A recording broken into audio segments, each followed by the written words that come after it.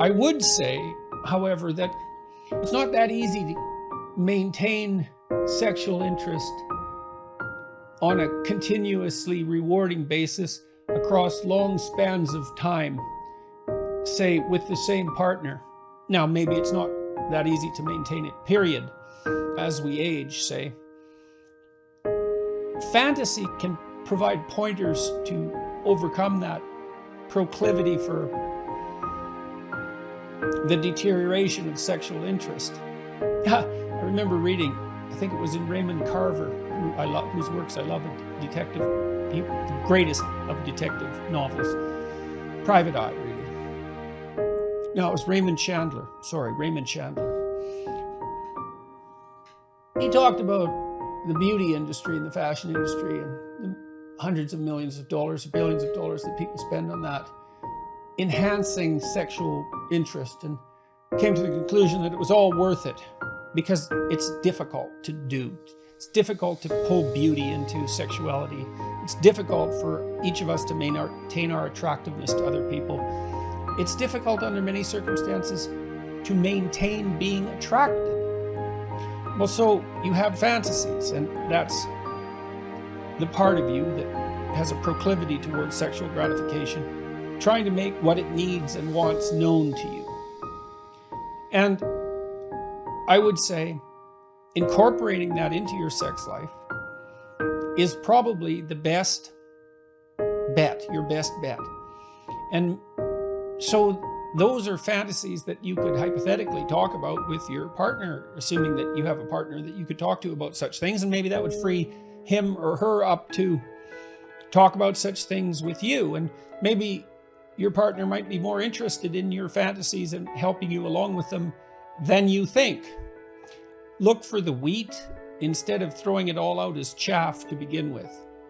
Take your cues from your fantasies. Now, I'm assuming that you do that in a relatively intelligent way and that it doesn't hurt you and it doesn't hurt the other person, and that there's mutual consent involved and all of those things that a wise person would do. But I wouldn't throw the baby out with the bathwater. And the reason for that is that if you have fantasies about something that you need sexually, say, and those aren't satisfied in your life, they're not realized in your life, then when the opportunity to realize them comes up in the form of the possibility of an affair, let's say, or a betrayal, you're much more likely to be tempted in that direction than you would be if you had incorporated that into a broader conception of what your sex life might be.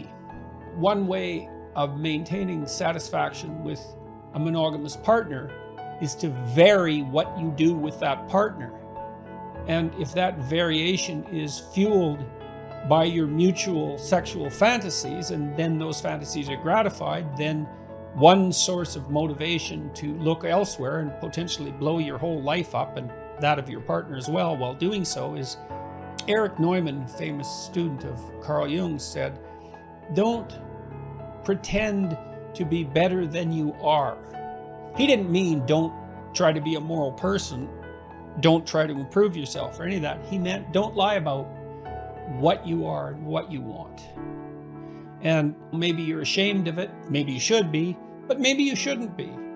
And I think assuming that those basic moral preconditions that I described earlier are met, then you can think about it as an elaborated sexual game and as something that you might play in a sophisticated and aware manner with a willing and able partner. I didn't teach my kids much explicitly about sex. I actually don't remember any conversations about sex per se. And I can't even really remember how they found out about sex. I'm certain that they knew the basic mechanics plenty early enough. So it wasn't like it was a taboo subject. It just, in some sense, never seemed necessary. Now, that doesn't mean that there wasn't any instruction about sex in our household. The kids watched. What do you teach children about sex? You teach them how to be good people in the broadest possible sense. And so one element of that would be, don't casually use and hurt other people. And you act that out as a parent to the degree that you're capable, and your children observe that.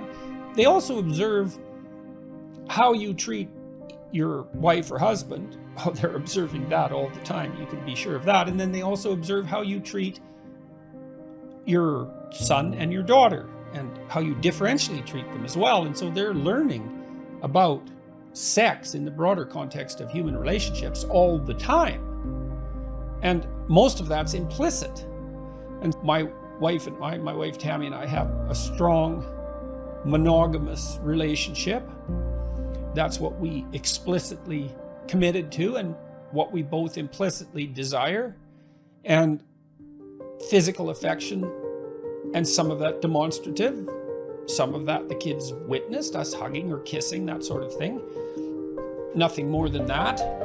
But they certainly weren't strangers to the idea that we found each other attractive and that we wanted to be with each other without them with some degree of frequency. And all of that is instructive to children.